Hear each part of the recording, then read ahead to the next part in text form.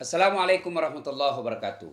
Alhamdulillah, salawat dan salam kepada Rasulullah Muhammad SAW. Mulai hari ini, saya akan membuka ruang tanya jawab di channel ini. Silakan melakukan dan menyampaikan pertanyaan, sebutkan identitas yang jelas. Tentu pertanyaan yang saya akan jawab adalah pertanyaan yang real, betul-betul bertanya, bukan untuk saling mencela. Apalagi menyalahkan pendapat orang lain. Insya Allah kita akan buka rubrik ini sebagai ruang untuk menambah khasanah pengetahuan agama kita. Dan saya akan menjawab sesuai dengan kadar keilmuan saya. Nah, kali ini saya memulai dengan pertanyaan pertama. Dari Muhammad Fadel di Polewali Mandar. Pertanyaannya, Ustadz, bagaimana hukumnya jika puasa tapi masih pacaran? Nah, pertama, wala talbisul haqqa bil batil. Allah tidak mencampurkan antara yang hak dan yang batil. Puasa adalah kebaikan, pacaran adalah kemudaratan. Berarti kalau Anda puasa tapi tetap pacaran, berarti puasa Anda belumlah mencapai tujuannya. Karena tujuan dari puasa itu adalah pengendalian diri. Tujuan dari puasa itu adalah membentengi diri Anda dari hal-hal yang tidak bermanfaat. Jika Anda berpuasa tetapi tetap pacaran, maka puasa Anda sesungguhnya tetap sah, tetapi tidak mencapai tujuan, sehingga bisa jadi Anda tidak mendapat apa-apa kecuali lapar dan dahaga. Bagaimana pacaran dalam Islam? Pacaran dalam Islam sama sekali haram.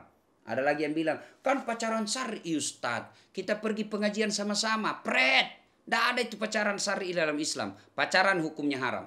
Nanti bagaimana kalau dilamar orang? Kalau dilamar orang, alhamdulillah, berarti bukan itu jodohmu. Allah sediakan kamu yang baik. Ingat, mati satu, tumbuh 1000. Silih berganti, banyak perempuan yang lebih baik dari itu.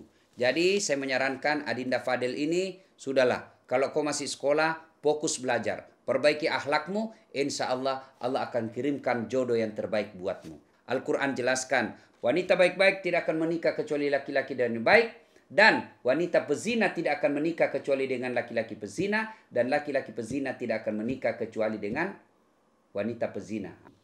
Pertanyaan kedua dari saudara Ezi di Padang. Beliau bertanya, apa hukum tidak sholat Jumat karena corona, tapi masjid di komplek sebelah terbuka? Nah, ini pertanyaan belum lengkap juga. Terbuka dalam arti apakah sholat Jumat di situ atau sekedar terbuka.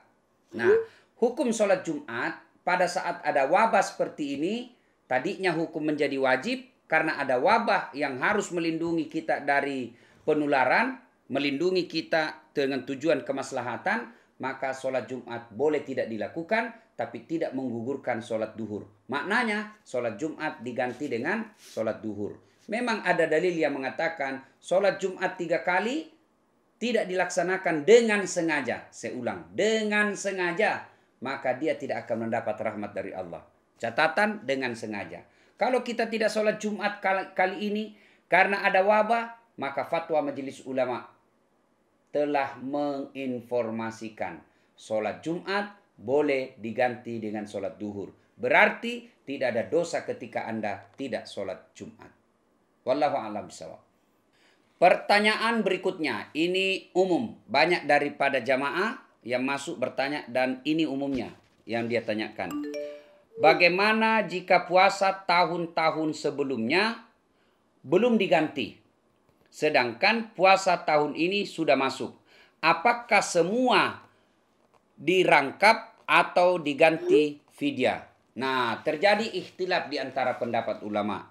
Perbedaan pendapat di antara ulama soal masalah ini. Nah, ulama pertama menjelaskan bahwa kalau 10 hari puasa tahun lalu, sudah masuk lagi Ramadan, kau tidak bayar ini 10, maka cara bayarnya, puasanya gantinya menjadi 10, tidak menjadi 20, tapi tetap 10, tapi setelah bayar 10 hari puasa itu, maka Anda harus bayar fidyah. Pendapat ini didukung oleh Imam Maliki, Syafi'i, Hambali, dan sebagian ulama, jumhur ulama. Sementara pendapat dari Abu Hanifah, beliau menjelaskan bahwa tidak boleh menggabungkan dua hukum.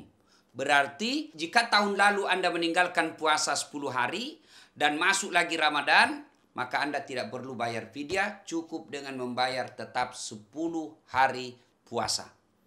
Nah, mana yang baik? Silahkan memilih mana yang Anda yakini dan bisa meringankan buat Anda. Wallahu a'lam bishawab. Ya. Pertanyaan berikutnya dari saudari kita Musda Mulia di Riau. Nah, pertanyaannya, tolong jelaskan secara singkat tentang zakat fitrah serta bagaimana kalau orang lupa bayar zakat fitrah. Nah, saudara yang saya hormati, sejarah bayarnya zakat fitrah ini ketika di tahun kedua Hijriah Rasulullah tinggal di Madinah, tepatnya di bulan ke-17. Pada saat itu Allah menurunkan surah Al-Baqarah ayat 183, 184 yang intinya perintah untuk berpuasa dan membayar zakat fitrah. Ya, itulah awalnya kita membayar zakat fitrah. Di tahun kedua Hijriah tepatnya bulan ke-17. Dan pada saat itu pun sahabat menginformasikan bahwa kami diperintahkan Rasulullah Sallallahu Alaihi Wasallam untuk membayar zakat fitrah terlebih dahulu. Artinya kami diperintahkan membayar zakat fitrah sebelum kami diwajibkan membayar zakat harta. Berarti zakat fitrah perintahnya lebih duluan daripada zakat harta. Ini dijelaskan dalam hadis oleh An-Nasai. Nah, sekarang bagaimana kalau kita lupa bayar zakat fitrah? Nah, dalam hukum Islam ada beberapa orang yang tidak dikenai hukum atau sanksi. Satu di antaranya adalah orang yang lupa. Nah, perlu juga dicatat bahwa pembayaran zakat fitrah itu ada yang waktunya sudah bisa, ada yang waktunya wajib. Artinya apa? Membayar zakat fitrah dari 1 pertama Ramadan sampai dengan khatib naik ke atas mimbar, itu waktu yang boleh untuk bayar zakat fitrah. Jadi mulai 1 Ramadan boleh maki bayar. Tapi yang wajib kita bayar, artinya sudah dosa ketika kita tidak bayar, yaitu pada munculnya 1 Syawal di malam takbiran sampai dengan sebelum khatib naik ke atas mimbar. Bagaimana kalau kita sudah naik ke atas mimbar khatib, lalu kita baru ingat untuk bayar zakat fitrah? Maka tetap bayarkan, tetapi tinggallah dinilai sebagai sedekah, tidak lagi sebagai zakat, dan mohonlah ampun. Kebiasaan buruk ini jangan diulang, lalu mohon ampun kepada Allah Subhanahu wa taala. Semoga Allah mengampuni kehilapan dan kelalaian Anda. Ya, pertanyaan berikutnya. Pertanyaan kelima dari Andi Fadli di Morowali. Nah, pertanyaannya, saya sekarang tidak ada pekerjaan akibat PHK COVID-19. Ini jelek betul ini COVID-19. Tidak bisa maki keluar rumah kemana-mana. Kena maki juga PHK gara-gara dia. Coba ku tahu orangnya ini COVID-19 ini ku tarik telinganya. Gara-gara ini COVID, nah banyak orang di PHK. Nah, PHK, pemutusan hubungan kerja. Bahasa halusnya pecat. Apakah saya tetap wajib membayar zakat fitrah untuk istri dan anak saya? Nah, kalau Anda pada waktu wajib bayar zakat, muncul 1 Syawal sampai dengan menjelang khutbah dimulai, naik khatib naik khutbah, Anda tidak punya sama sekali bahan makanan pokok. Artinya tidak ada sekali mie bisa dimakan. Kemudian Anda juga tidak punya duit, biar 1%, biar 1 rupiah, tidak punya sama sekali. Maka Anda tidak diwajibkan membayar zakat. Tetapi Anda boleh menerima zakat. Dan ketika Anda sudah menerima zakat berupa bahan pokok atau duit, dan sudah masuk waktu wajib zakat 1 Syawal menjelang sampai naik khatib mimbar, maka Anda wajib memakai uang yang Anda terima sebagai zakat itu, ataupun bahan makanan pokok yang Anda terima dari pembayar zakat orang lain, itulah yang Anda gunakan untuk membayar zakat. Jadi kalau Anda terima, yang diterima itulah yang dipakai untuk bayar zakat.